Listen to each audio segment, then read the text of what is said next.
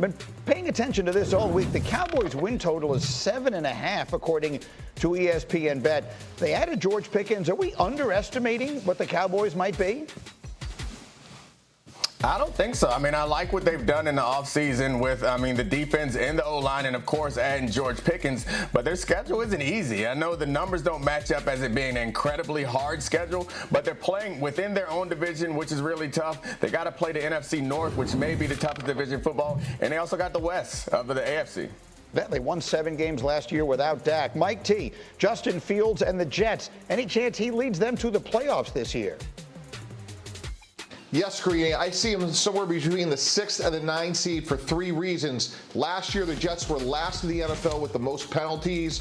They were -2 in turnover ratio, and they were 21st in fourth quarter scoring. Those are all indicative of not being well coached. Aaron Glenn will make a massive difference. This team will be hard to beat. It's hard to argue they weren't the worst coach team ever last season. We'll see if almost anything would be a step up. And then the last one, I want to set up, Graziano, the Ben Johnson sound. Ben Johnson, the new coach in Chicago, everyone excited. Here's what he said about the notion, as was brought up recently and has been over the decades, that Chicago is the place that quarterbacks go to die. I love it. I love the opportunity to come on in and change that narrative. That's where great stories are written. And so we're looking to write a new chapter here, 2025 Chicago Bears, and looking forward to the future.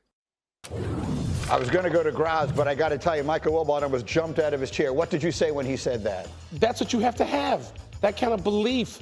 And then we can actually have something in that franchise besides running backs and linebackers. So this is what you have to have. And they've got the human capital to now do this, Greeny. So, I like everything Ben Johnson has said so far, including his introductory press conference. His awareness of modern football, which the Bears have not been guilty of, even when they're having terrific seasons, a 12-4 just a few years ago. Ben Johnson's going away from that. So it's so great to hear. How about Graziano, Ben Johnson and Caleb Williams together? Yeah, I believe in both of them in terms of their talent and their ability. I don't know that it happens this year. I think Ben Johnson, in most of his offseason commentary on Caleb Williams and the Bears, has talked about building something, and that takes a little time. I think if you're patient as a Bears fan, which I recognize is not easy considering it's been the place where quarterbacks go to die, that it'll eventually bear fruit. But I think this is going to be, especially the first half of the season, is going to be a lot about learning and growing into the talent of Caleb Williams. I think Ben Johnson, everybody that's worked with him that I've talked to, believes in his ability to be a great head coach and a great leader. We're all going to find out together. Mike T, you're one of those people who worked with Ben Johnson. Yeah, and I told that to Dan Graziano. Look, I work with Ben, and he believes in fundamentals. And when you look at what Caleb Williams needs to do, guys, in the NFL, the first thing you have to do is stop losing games. And when your quarterback is sacked 68 times, you're going to lose a lot of games. Hemo gave me a great stat. When you look at Jared Goff over the last 3 years in Detroit with Ben Johnson, his average time to throw was 2.72 seconds.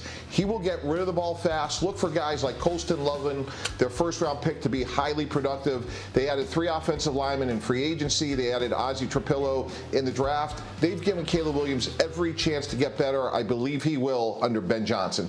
Dominique, I don't want to get into all the details again. I have gone over this over and over again. But the first thing that I think Ben Johnson has to do with Caleb is deprogram him of all of the nonsense that happened last year. The Bears, if they had set out to sabotage their young quarterback, couldn't have done a better job of it than they did last season. And so my question to you, Neek, is how easy is that to do? Like, are you starting from zero, or are you starting from somewhere behind zero when you start working with Caleb Williams in year 2? Well, since my buddy Jeff Saturday's not here, I have to say the most obvious thing and the thing that's not always fun to talk about. The O-line, they've improved it. If their O-line is anywhere as close to as good as it looks on paper on the field, then all the things that we're worried about go away. Like, you get to be an offensive genius when your O-line is successful. You get to do more complex schemes. Your quarterback gets to be comfortable in the pocket and take longer to make decisions.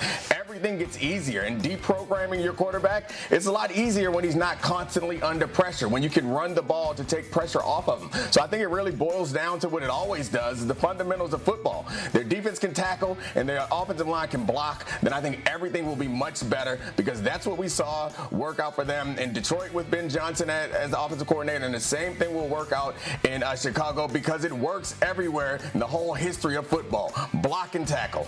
The voice of the Bears fans is sitting in our room. What do you expect from him and from them this season, Michael Wilbon? Oh, I like what Grass said. He talks about building, and he's very careful in talking about building. Ben Johnson is. And the Bears' schedule is brutal. I believe I've read this week that it's either, depending on what you read, the second, third, or fourth most difficult schedule in the NFL. With that said, the Bears lost 5 games last year on the final play or overtime. 5. So let's just do some math with that, in addition to what they win, 5 games total. Yeah. And it was a mess. They were inadequately coached. They're not going to be inadequately coached on the offensive side of the ball this year. So you can have a massive improvement. It doesn't mean they're going to win 12 or 13 games. It doesn't. They're in a completely difficult division, the best in the sport. But I will say this, we're not impatient. Right. We're not. Because we've never had anything to say, okay, we got to have this quarterback. That's not that fan base. You've only waited 100 years. Graziano, final word. Yeah, look, I think it's important to note that Caleb Williams did spend last year as a starting quarterback in the NFL. There is benefit to that. Even if you can rip the coaching all you want, they've all been fired. We all know the story. But whatever he took from last year in terms of the negatives and the positives of starting a full year in the NFL offers Ben Johnson some ground on which to do that building. And I think you see the good moves. Dennis Allen as defensive coordinator is an outstanding selection by Ben Johnson. He can take care of that side of it and let Ben work with Caleb and the offense and manage the big picture. But I think you have to like the steps that the Bears have taken since Ben Johnson got there, and you also have to acknowledge that there are a few more still to take. I agree. Look, it is a city that produced a pope before it produced a 4,000-yard passer, and the Bears have been around since the 1920s. McNown to Trubisky. The quarterback position has been a century-long moving target in the city of Chicago. Last week, old reporting resurfaced that now Bears quarterback Caleb Williams' camp was not thrilled with the idea of landing in Chicago. Williams' father, Carl, saying, quote, "That's where quarterbacks go to die." Fast forward 14 months, it's a new coach for that QB, Ben Johnson, addressing a historic opportunity. I love it. I love it. I love the opportunity to come on in and change that narrative. That's where great stories are written. And so we're looking to write a new chapter here, 2025 Chicago Bears, and looking forward to the future. The story comes out last week. Is that something that you felt obligated to talk to Caleb about and to talk about where he's coming from there? Have we talked about it? Yeah, we talked about it last week after it came out, but he's his own man. He's going to be treated as such. I think we're both really looking forward to turning the page on years prior and focusing on the here and now. It's still early. It's still early. We're getting to know each other. He's been in the building